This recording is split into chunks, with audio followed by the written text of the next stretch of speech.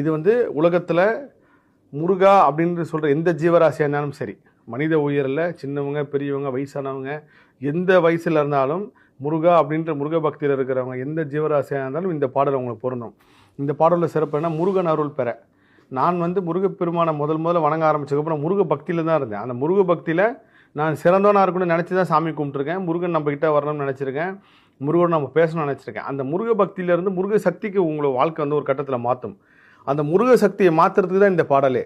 நீங்கள் முருக பக்தியிலேருந்து முருக சக்திக்கு மாறணும் அப்படின்னா இந்த பாடல் நீங்கள் பாட ஆரம்பிச்சிங்கன்னா, இந்த பாடலை கேட்க ஆரம்பிச்சிங்கன்னா, இல்லை இந்த பாடல் சம்மந்தப்பட்ட ஒரு கோவில் அது எவ்வளோ பெரிய அதிசயம் பாருங்கள்.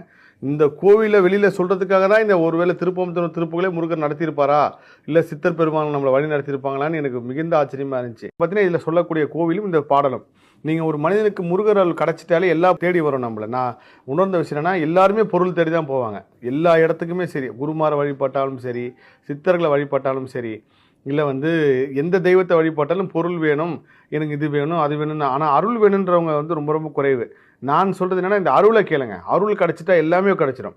நீங்கள் முருகனோட அருள் மட்டும் நம்மளுக்கு கிடச்சிருன்னா உலகத்தில் இருக்கிற எப்பேற்பட்ட பொருளும், இப்போ நான் இன்னைக்கு காலையில் கூட ஒரு பதிவு செஞ்சேன், நடக்காததையும் தன் பக்தனை நடத்தி காட்டுவார் முருகனை, சத்தியமாக நடத்துவார். நேற்று ஒரு நிகழ்வு நடந்தது. 50 லட்சம் பேரில் ஒருத்தருக்கு ஒரு வியாதி வருமா, அந்த வியாதி வந்தவங்களுக்கு முருகர் குணப்படுத்திருக்காரு. அந்த அம்மா முருகர் சாட்சியாகவே வந்து வீடியோவில் சொல்லியிருக்கேன். அதுவும் நான் பதிவு செய்கிறேன் பாருங்கள். இந்த மாதிரி எல்லா விஷயமும் கிடைக்கணும் முருகன் அருள் பெறும். அந்த முருகன் அருள் பாடலுக்கு தான் இந்த பாடல். இப்போ இந்த பாடலோட நான் 4 வரி சொல்கிறேன். ஏன்னா இது வந்து ஒவ்வொரு திருப்புகழ் புத்தகத்திலையும் ஒவ்வொரு எண்ணில் இருக்குது. நான் அது குறிப்பிட்ட இந்த எண் சொன்னால் நீங்கள் தப்பாக படிச்சிருவீங்க. அதனால் இந்த முதல் 4 வரி சொல்கிறேன். இந்த 4 வரிக்கு அப்புறம் முழு பாடல் ஒளிபரப்பாகும். முருக பக்தனாக பிறந்தவங்க நிச்சயமாக இந்த கோயிலுக்கு போங்க. நானும் அந்த கோயிலுக்கு வரேன். இது என்னோட முருகர் ஆராய்ச்சியில் மிகப்பெரிய மைல்கல் தான் சொன்னோம். இந்த மற்ற கோவில்களை நான் இது எத்தனையோ சொல்லியிருக்கேன், சந்தோஷமாக இருக்கேன். ஆனால் இந்த கோயிலை நான் வெளி உலகத்துக்கு சொல்கிறது வந்து மிகப்பெரிய ஒரு முருக சக்தி தான் சொல்லும், முருகர் சித்தம் தான் சொல்லும். ஏன்னா முருகர் சித்தம் இல்லாமல் கண்டிப்பாக இந்த இத்தனை முருகர் ஆராய்ச்சியில் நான் கிட்டத்தட்ட ஒரு 2.5-3 வருஷமாக முருகர் ஆராய்ச்சியில் ஆஸ்திரேலியா வரைக்கும் முருகர் போயிருக்காரு. அந்த எல்லா விஷயத்தையும் கண்டுபிடிச்சேன். ஆனால் இது நம்ம தமிழ்நாட்டிலேயே நம்மளுக்கு நெருக்கமான ஒரு இடத்துல இந்த கோவில் இருக்கிறது இந்த விவரம் தெரியாமல் போயிடுச்சு. அது இந்த திருப்புகழ் தேட போய் தான் அந்த பாடலுக்கு அந்த கோவில் கிடச்சிது. அந்த பாடல் என்ன அப்படின்னு பார்த்தீங்கன்னா, ஐங்கரணை ஒத்தமனம் ஐம்புலம் அப்படின்னு தொடங்குற பாடல்.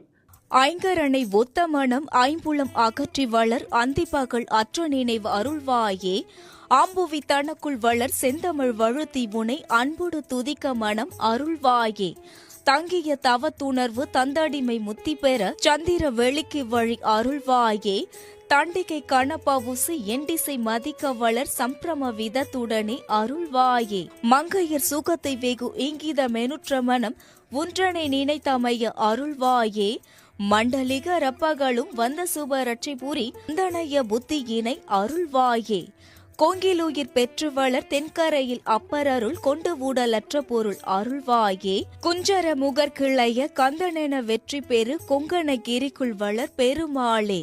இந்த பாடல் தொடங்குற பாடல் தான் முருகன் அருள் பெறத்துக்கு உண்டான பாடல். முருகன் அருள் மட்டும் வேணும், முருகனே வேணும் அப்படின்றவங்க மட்டும் இந்த பாடலை. இந்த பாடல் எதுக்கு தொடர்புன்னு பார்த்தீங்கன்னா, எனக்கு ரொம்ப நெருக்கமான ஒரு வந்து கோயம்புத்தூர். அது ஏன்னே தெரியல. இலங்கை கோயம்புத்தூர்லாம் ரொம்ப மனதுக்கு நெருக்கமானவர். இங்கே மிகப்பெரிய முருக சக்தி வேலை செய்கிறத நான் உணர்ந்திருக்கேன்.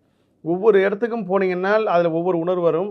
அந்த ஊரில் நான் அதிகாலை தியானம் பண்ணுறப்போ பார்த்தீங்கன்னா, நான் உணர்ந்த அபரிவிதமான சக்தி உள்ள இடம் வந்து இலங்கை, பழனி, திருவண்ணாமலை, அதுக்கப்புறம் பார்த்தீங்கன்னா திருச்செந்தூர். இந்த இடம் எல்லாமே நீங்கள் தியானம் பண்ணாலே உங்களுக்கு வந்து முருகர் வந்து உங்களோட கனெக்ட் ஆகிறது உணர முடியும். அதில் ஒரு தொடர்புடைய இடம் தான் கோயம்புத்தூர். அந்த கோயம்புத்தூரில் திருப்பூர் மாவட்டத்தில் பார்த்தீங்கன்னா கொங்கணகிரின்ட்டு ஒரு முருகர் கோவில் இருக்குது. கொங்கணகிரி முருகர்.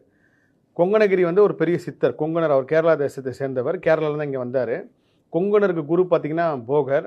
அவர் ஒரு முருகர் கோயில் உருவாக்கியிருக்கார். அந்த கோவில் தான் அன்னையனார் குறிப்பிட்டு சொல்கிறார். எவ்வளோ பெரிய தொடர்பு பாருங்கள். எம்பெருமான் முருகப்பெருமானுக்கு முதல் பேர் வந்து ஆறுமுகன். அவருக்கு முருகர்ன்ற பேர் ஃபஸ்ட்டு வைக்கல. அகாரம் உகாரம் மகாரம் இந்த மூணுத்தோட சக்தி சேர்ந்த முருகன்ற பேர் அப்புறம் வருது. ஆனால் முருகர் சிவபெருமான் நெற்றிக்கல்லேருந்து உருவானப்போ அவர் முதல்ல வச்ச பேர் ஆறுமுகம், கார்த்திகேயன். கார்த்திக். இப்போ நம்ம இந்த சுருக்கி கார்த்திகின்னு சொல்லி இதெல்லாமே முருகட்டு வந்தது தான். அந்த முருகருக்கு கலியுகத்தில் முருகப்பெருமான் அப்படின்னு பேர் வந்ததுக்கப்புறம் இன்னொரு பேர் உருவாது. அது கந்தப்பெருமான். அந்த கந்தப்பெருமான் உருவான கோவிலாகவும் இந்த கொங்கணகிரி முருகர் கோயிலை சொல்கிறாங்க.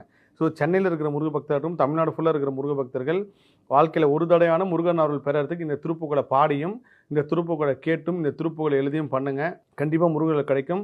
பொருளாதார வசதி இருக்குது, நான் வந்து உடனே போக முடியும்னா கண்டிப்பாக இந்த காணொலி பார்க்குறவங்க உடனே போங்க. இல்லை நான் போகிறது ரொம்ப சிரமம் அப்படின்னா வருஷத்தில் ஒரு தடையாக இந்த கோயிலுக்கு போயிட்டு வாங்க. நான் விரைவில் அந்த கோயிலுக்கு வருவேன். கண்டிப்பாக நான் என்னோடய சமூக வலைத்தளத்தில் பதிவு செய்கிறேன். ஏன்னா இது வந்து முருகர் ஆராய்ச்சியில் எனக்கு கிடைச்ச ஒரு பெரிய பொக்கிஷம் தான் சொன்னேன். இந்த கொங்கணகிரி முருகர் கோவில், கொங்கணகிரி கந்தப்பெருமான் பற்றி ஒரு மிகப்பெரிய ஒரு பதிவு நான் தனியாக செய்யணும்னு ஆசைப்பட்றேன். அந்த அளவுக்கு சக்தி உள்ள ஒரு கோவில்.